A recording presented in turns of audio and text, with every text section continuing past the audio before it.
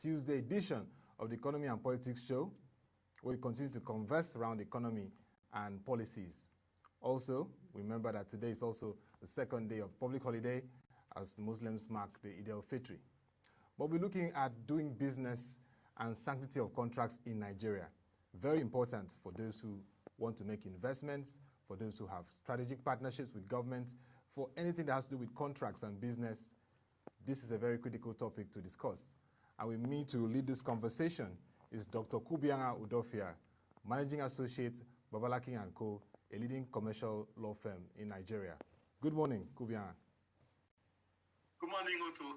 And nice to have you. Nice to have you on the show. Thank you. Let's begin with the fact that public-private partnerships have been really emphasized over the time in Nigeria as very important to attracting investments and really transforming the economy. So the public sector can't use all its revenue to really finance critical areas like infrastructure and other projects. So the private sector comes in, there's a partnership, there are agreements, and this opens up opportunities for deepening economic activities. Just give us a first overview of how PPPs have been able to drive investments and economic activities globally and even down to Africa and Nigeria. Thank you very much, Ottoabasi. Yes, PPP I believe has come to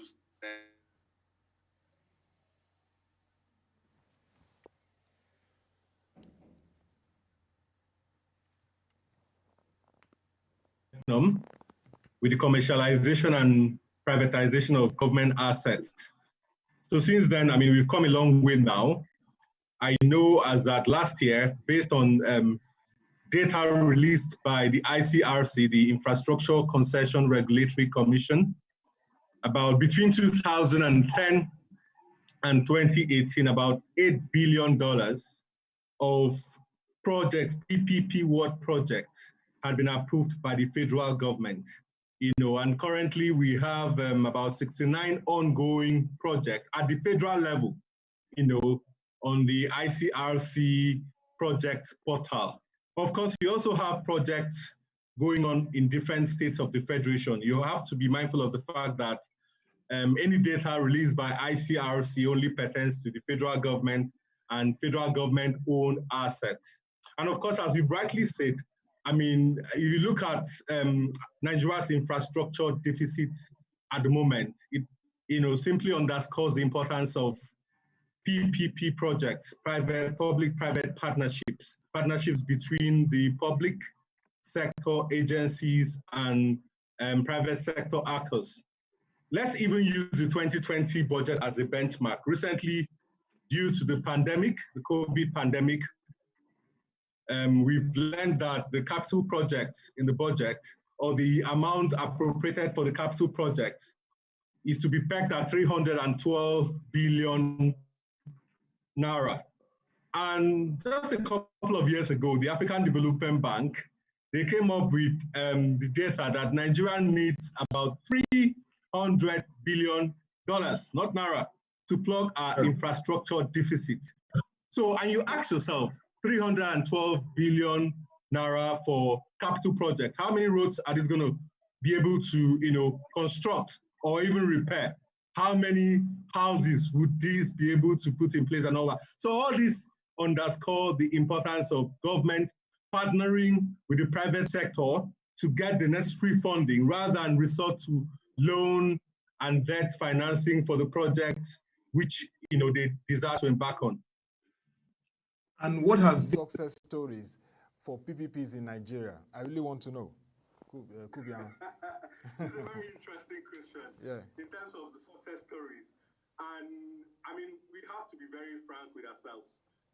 We've made some, little effort, I must say, in terms of, if you look at the so-called poster child or poster children of PPPs in Nigeria, you're looking at the MMA2 project, Airport Terminal by Courtney Limited.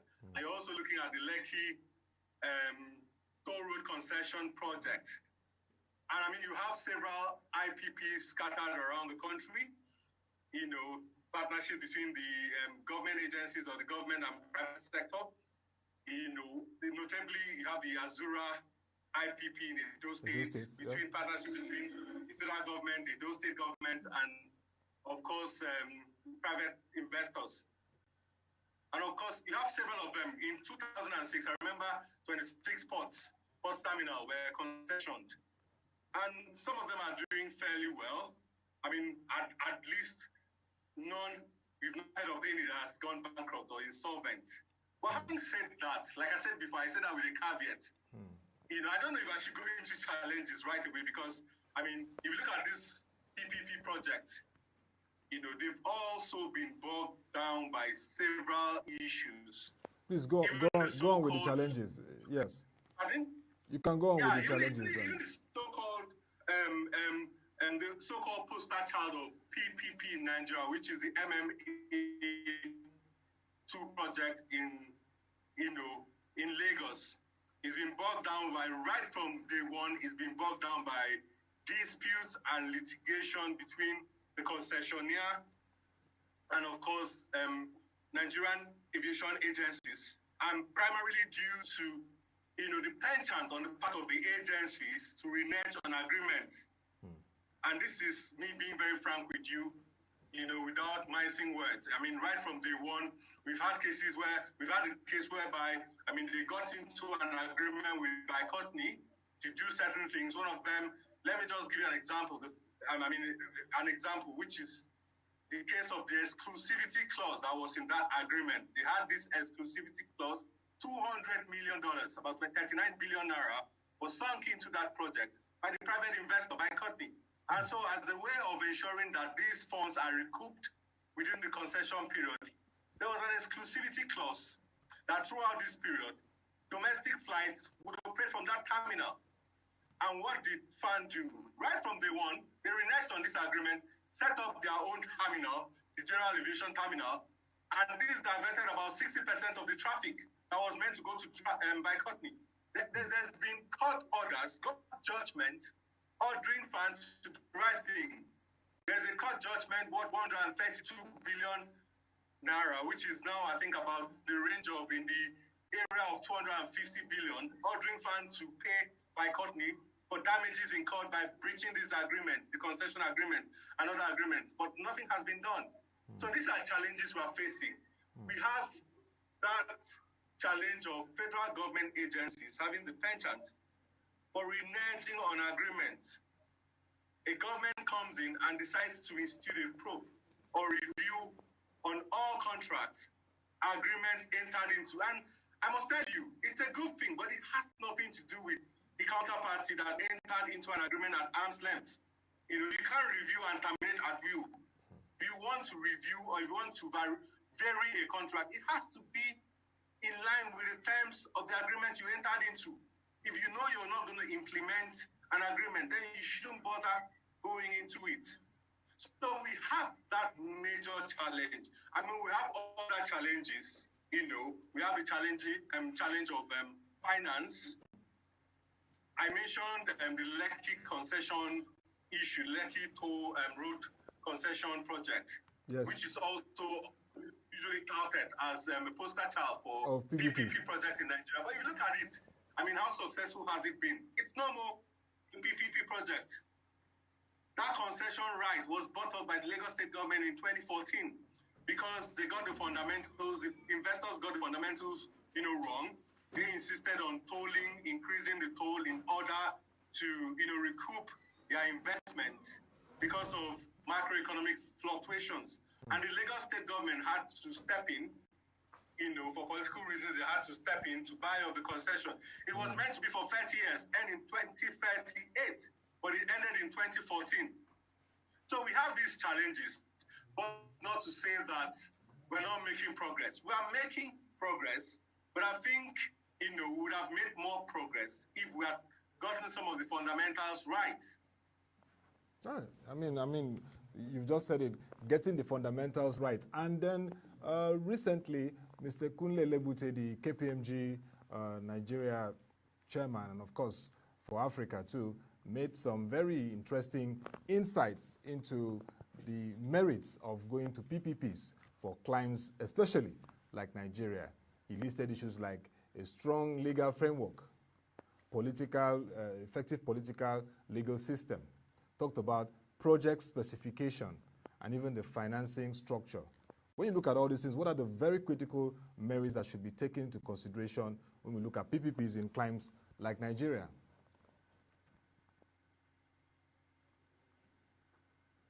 Okay, the first one is what I've already highlighted, which has to do with political issues, the issue of unnecessary interference by government and political authority us in a good light. And it doesn't encourage investors to bring in their money and invest in some of these projects when they have the impression, because any discerning investor before coming into the country would have to look at in terms of precedent in honoring agreement.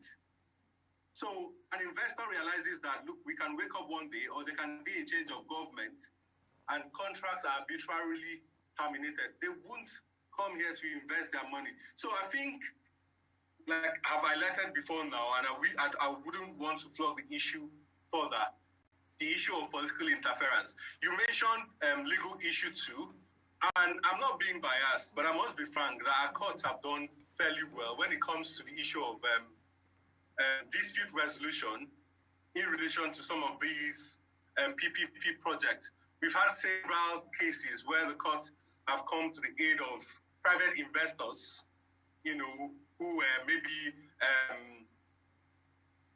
who lost millions because government simply walked away from some of these contracts. And I can mention a couple of them.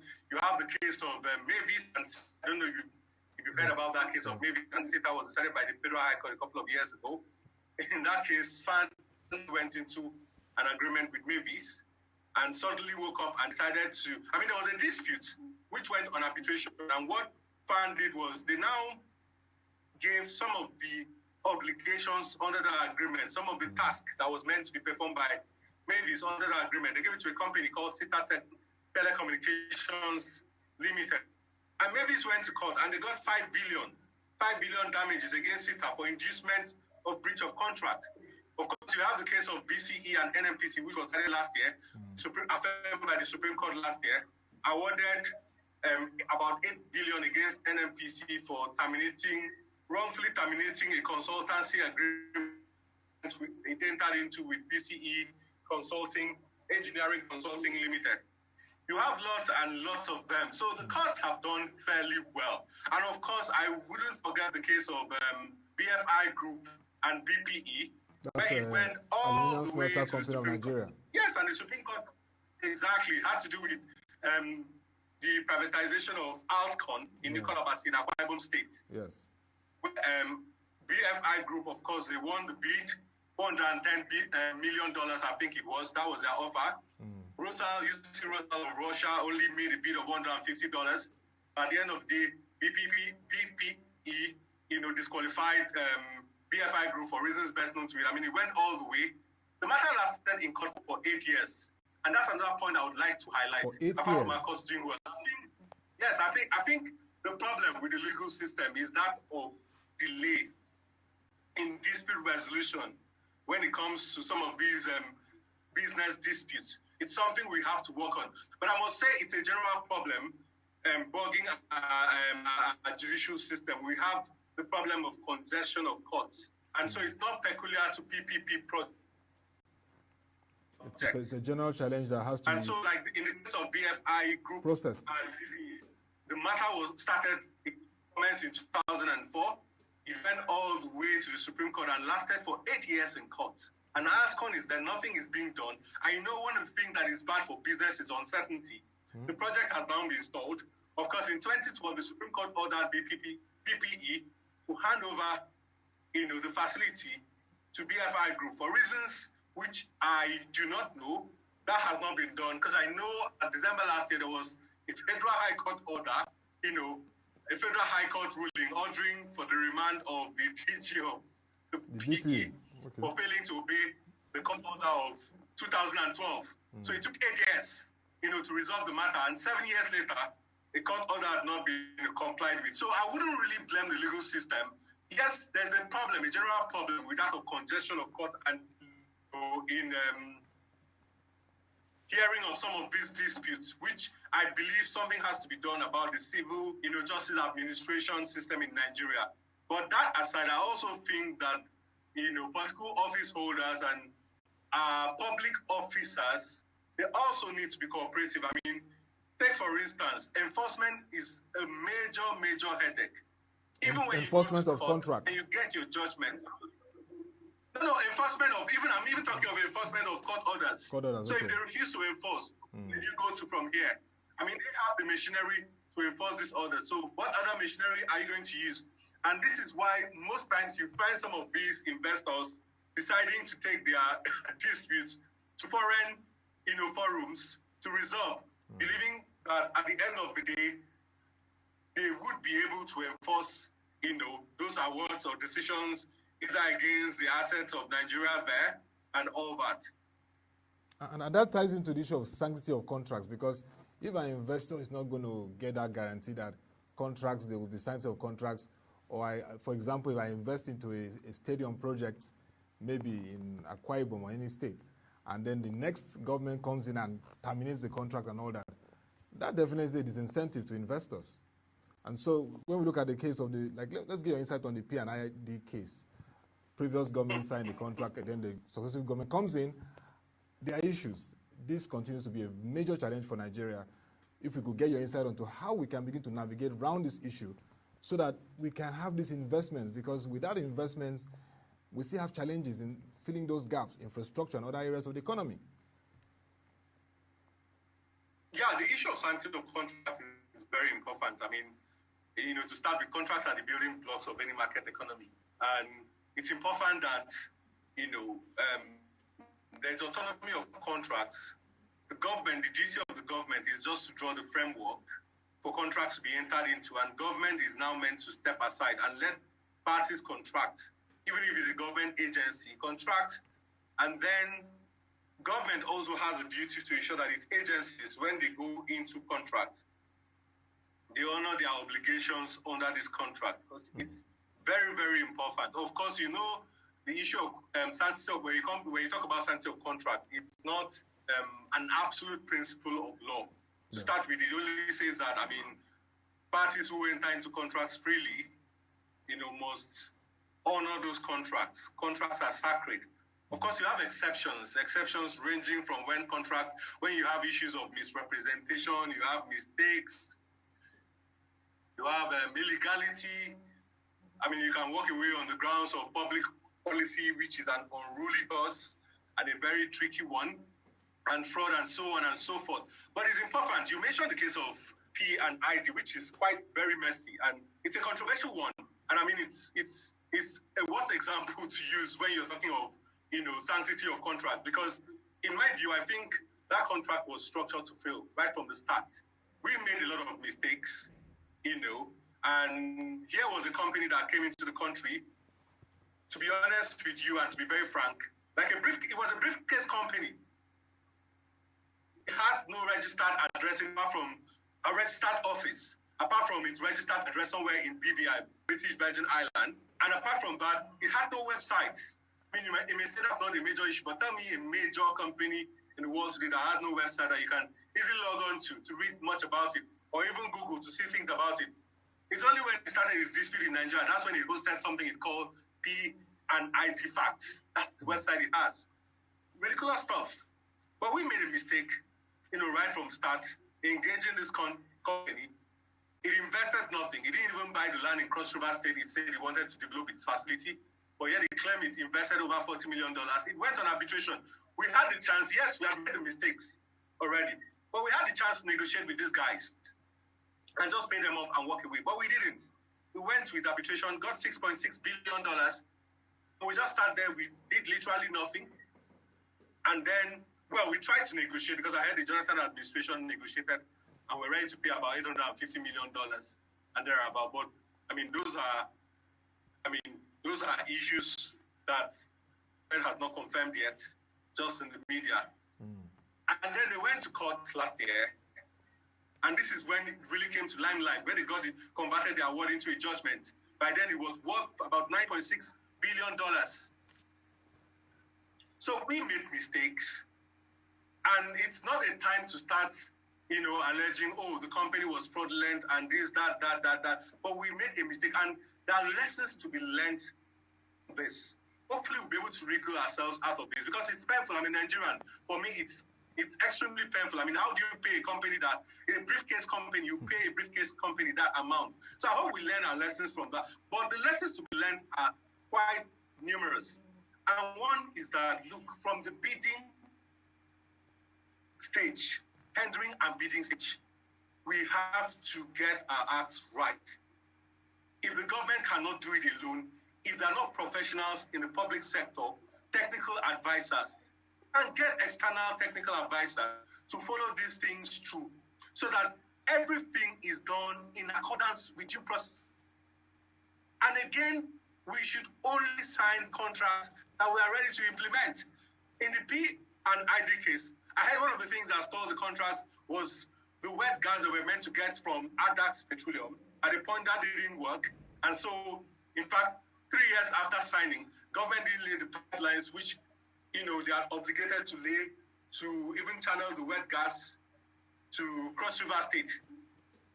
So there were issues regarding implementation. We didn't look at issues of variation, that there could be things that could change, some projections that could change, that would affect implementation. So we need to get our acts right from the start. Get experts to advise government on these things, right from the process of bidding to the stage of signing of these contracts, so that we won't just wake up and say, oh, we're walking away. I mean, we're learning our lessons the hard way, but I believe that, I hope that lessons have been learned. Yes, lessons have to be learned, and very importantly, we need to bring this to the front burner of conversations around politics, particularly like this year, we have a undue and undue gubernatorial elections. We need to ask those who aspire for offices like that, governors, and even the office of president and top leaders, how they value sanctity of contracts and how they value effective PPP processes, so that we don't have these continued incidents and cases. Yes, and Ottoabasi, maybe I must also mention that, I mean, it's not all gloom and doom. Yeah. Currently we have the ICRC, the Infrastructure Concession Regulatory Commission Act, in the process of being amended.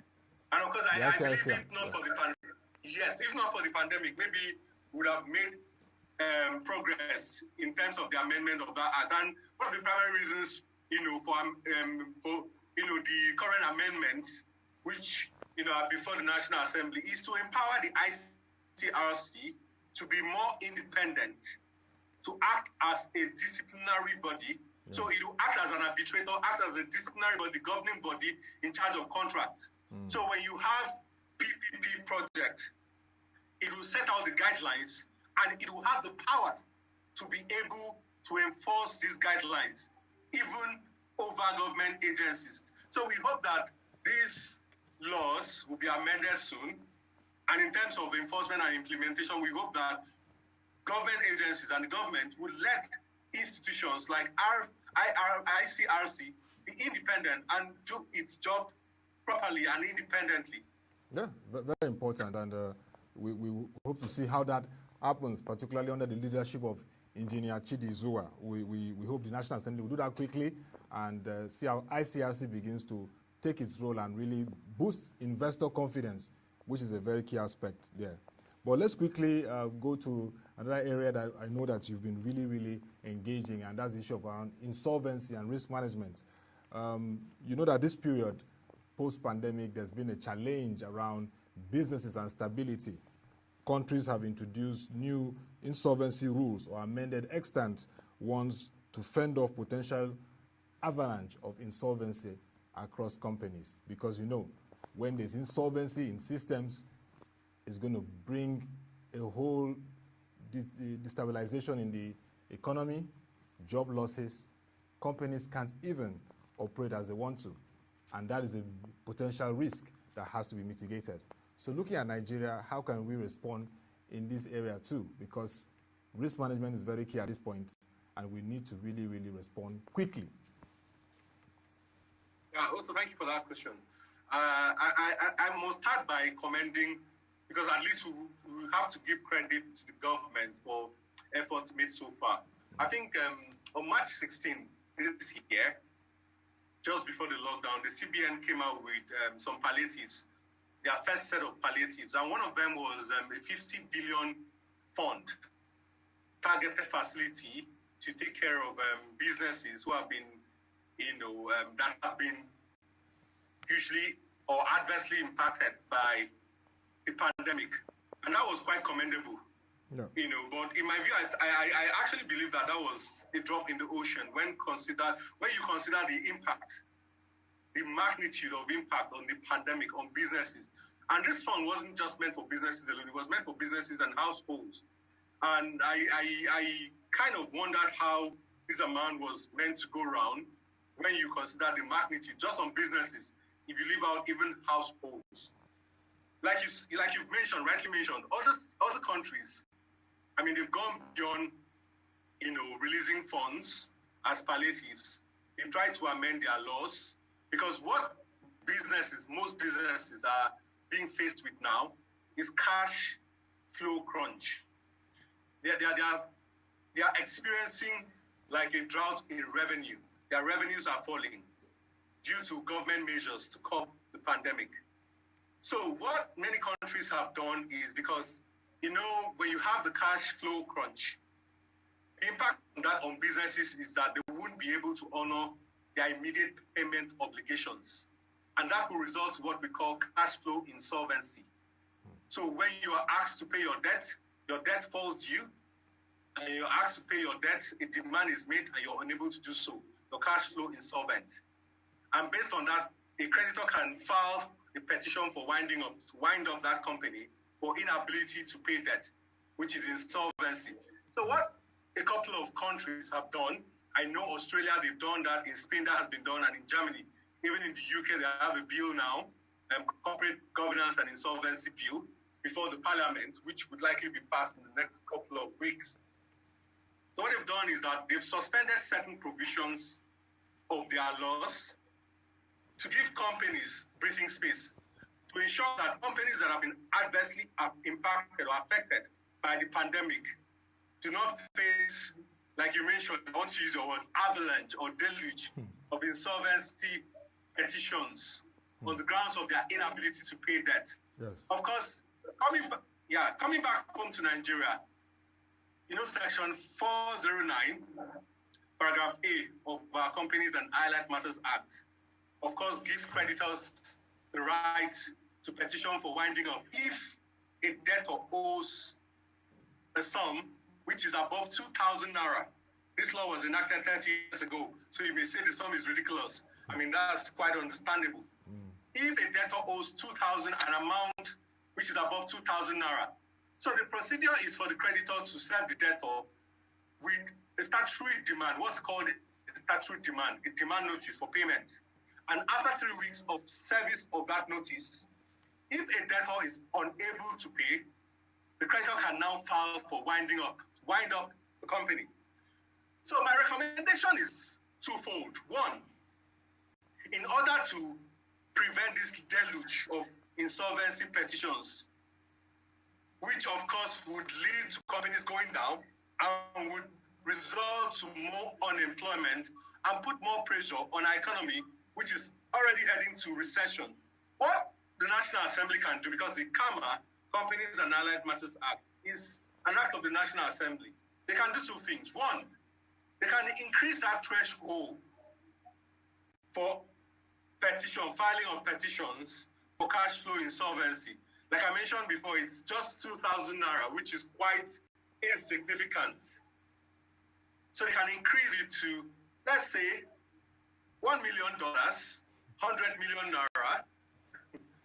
But even increasing it to that level may not be a full solution to the problem, because you would have companies that would owe, take for instance, we're talking of PPPs and other transactions worth millions of dollars. So that threshold may not be sufficient to ward off the avalanche of insolvencies which you talked about. So the second solution could be suspending that section 409 paragraph A completely. Or in the alternative, increasing the period of demand notice. Like I mentioned, a creditor, when a creditor serves a demand notice on the debtor has 3 weeks to pay up or respond to the satisfaction of the creditor. So that 3-week period can either be suspended, so you suspend the filing of petitions completely, or you extend that period to 6 months. So within the period of, let's say, the 1st of March to the end of the year, or sometime around October, petitions are not going to be filed. And this can only be done by the National Assembly because, like I said before, CAMA is an act of the National Assembly. So by so doing, you will restrain creditors from filing these petitions. Their rights are not extinguished because creditors would say, oh, well, you're extinguishing our right. You're changing the rules in the middle of the game. But we know in this pandemic, we are all in it together. You're merely suspending their right because of this pandemic, which has affected everybody. And by so suspending their right, one of the things that would encourage creditors to do is that it will encourage them to enter into negotiations with the debtor to negotiate achievable terms, restructure this debt, and see how to move forward. And of course, I must commend the CBN. It's something I failed to mention when I talked about the 50 billion targeted facility. They've also given banks, because when you talk of lenders, majority of the lenders are banks. One of the 6 points which they included in their first set of palliatives on the 16th of March was to give banks regulatory forbearance to enter into restructuring agreements or negotiations with debtors. So banks are free to negotiate with borrowers to see if they can reach achievable terms, renegotiate terms, rather than just allow debtors or borrowers to default, and which is a good one. But I want to tell you that in some jurisdictions, their central banks or reserve banks have even gone beyond this. They've placed a moratorium on enforcement of loans. So banks can't even enforce their loans. There are directives or laws barring banks in the next 6 months from enforcing default or enforcing their loans against debtors, and which is something sensible because, I mean, the pandemic, most of the defaults that have been caused were due to measures adopted by government to curb the pandemic and in the public interest. All right. So, Kubianga, I mean, I've heard you very well. This conversation will continue, but it's very clear that if the Infrastructure Concession Regulatory Commission Act is amended, as you said, we will see independence and the autonomy and the empowerment to enforce contracts and ensure that PPPs work smoothly and seamlessly. And very, very important at this time that we really need to get investments, partnerships, and activities between the public and private space working effectively for economy to grow. And yes, from the risk side and insolvency, our central bank, I believe, has heard this, and we look around issues around moratorium and revisiting the CAM bill, as you are aware, which was passed by the National Assembly but wasn't signed. And hopefully, when they revisit it again, they can make in room and provisions for issues that you've raised. Thank you very much, Dr. Kubianga Udofia, Managing Associate, Babalakin Co, a leading commercial law firm, for your very incisive contributions today on doing business, sanctity of contracts, and indeed, public-private partnerships in Nigeria. Thank you very much for the time. Thanks for having me, Otto. And we will have this conversation in subsequent editions to look at the progress around PPPs and sanctity of contracts. Thank you. Thanks for having me. Thank you. Yeah.